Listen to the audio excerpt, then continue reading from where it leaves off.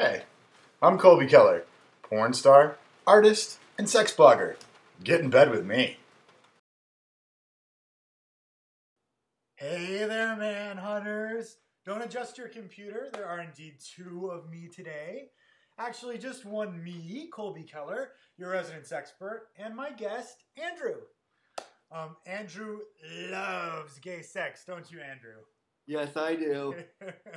Andrew also lives with a disability. To help me and you understand just what that means, Andrew has kindly volunteered to answer a few of my questions. First of all, what does it mean, Andrew, to be a gay man living with a disability? Is that a difficult? It's like a crazy question, right? Doesn't make sense. It was such a loaded question. I was like, ah. Well, it's a very loaded question, but it's for me. It's all about access and just changing the level of awareness. Really, Right. trying to be included in the community. Do you mind telling the audience the nature of your particular disability? Yeah, I have what's known as cerebral palsy, which can vary in a lot of people, but in my case, it means that I'm in a wheelchair, so I can't walk, but that doesn't mean that I'm paralyzed. Okay. I can feel everything. Everything works. Everything's good. It just means that I can't walk. And do you have a partner, a boyfriend, a lover? Not at the moment. No. Do you have a Manhunt profile? Yes, I do. My Manhunt profile is hot crippled lover. So you use the word cripple in your profile name. Yes. It's also pretty common, I think, with people that deal with disabilities or people that study it to call it crip studies, kind of for shorthand. Crip theory, yeah. Crip theory. Is that insulting, or is it okay to use that term? It really depends on who you're talking to.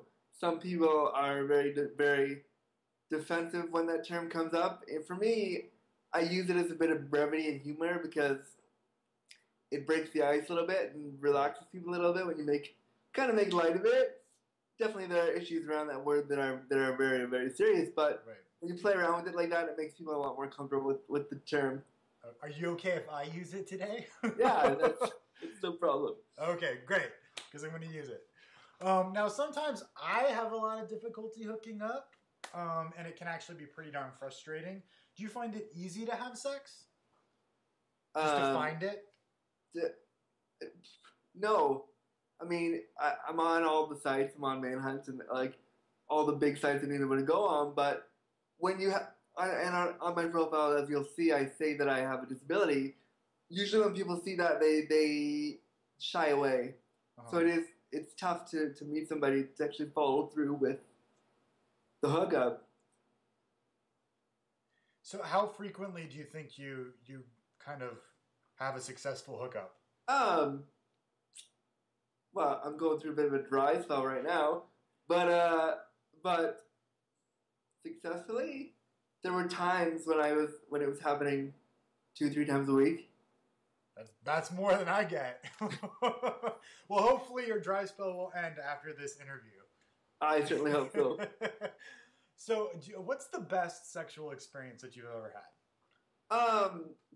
The best sexual experience I had was with a guy that I met at a bar, and he picked me up.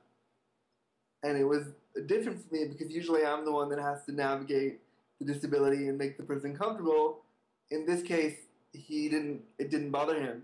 So it was a lot easier to just have fun because he didn't care about anything. I kept saying, is my wheelchair problem? Why is this not weird for you? Is this I kept bringing it up. He was like, no, it's fine. Don't worry about it. So that was really fun for me because I didn't have to navigate my disability when I was trying to get laid. Right. And the sex was hot. Yeah, it was a lot of fun. We pretty much went for about, I think, 5 hours straight, almost. Damn. Yeah, it was a good time. You have beat my record, my non-porn record. You trumped me. Wow. Well, it was a good time. And I guess I'm a good lover, so. There you go. So everyone is probably wondering, If you have any limitations sexually, everything, does everything work? Yeah, I can get it up. Don't worry. I can get it up and in. It does. I do have limitations as to the types of positions that I can do. So I can't doggy. I can't do your typical porn positions because it's just not possible. It would be nice, but it's just not possible. So, and I prefer, for me, just because of my disability, I have what's known as spastic CP, which means that all my muscles are tense all the time, which makes me look really good because I'm on my tone.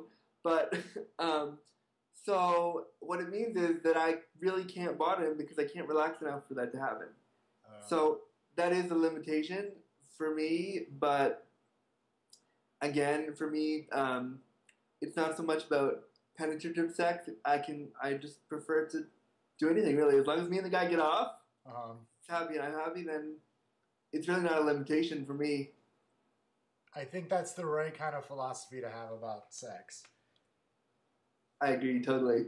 And just for the record, most of the positions in porn nobody can do anyways. Good to know. Good to know. So my next question, I am going to use the word crip. Guys with crip fetishes. Is that a good thing or a bad thing? How do you feel about that? Again, really depends. In my experience, it's a dangerous line to cross because then, as the person with the disability, or the crippled person, or the crip, however you want to frame it, that person, in my experience, tends to be worrying, are you turned on by me, or are you turned on by the fact that I can't walk? Right. That's also known as devoteeism. Sometimes you'll see it in the literature. Okay.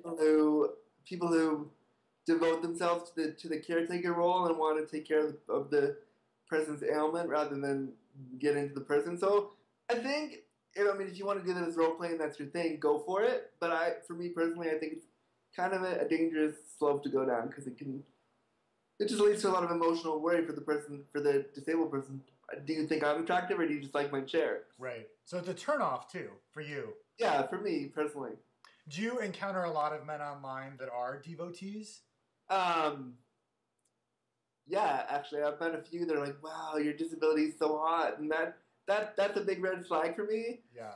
It would be a lot different if the guy said, "Oh, you're hot. Let's mess around." Right. But if they tell me that wow, your chair is really. I was with a guy once, and he told me how hot my chair was, and I was kind of like, okay, great, but my chair's over there, and I'm in bed with you. What? I don't. So, yeah, it's a bit of a turn off. So I tend to steer clear of that. Right. So, do you have any fetishes? Do I have any fetishes? I don't know if I would call them fetishes, but I have things that I like. Okay. I like a dude with a nice body, something that works out a little bit, takes care of himself, and just a good sense of humor. I think sex should be really fun, and I really like it when the guy and I can just be ourselves and have a good time and get off. Yeah. I mean, that kind of does it for me. As long as the guy, and I prefer if the guy knows how to make out. That's kind of key for me. I don't really like it when a guy doesn't know how to do that. That's a little bit of a turn off. So few guys know how to kiss properly, right? It's kind of embarrassing.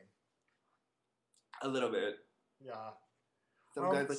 So, what's your favorite thing to do with another man sexually? Oh no! We're over our time limit today, but come back next week to hear more of my interview with Andrew. Bye, boys.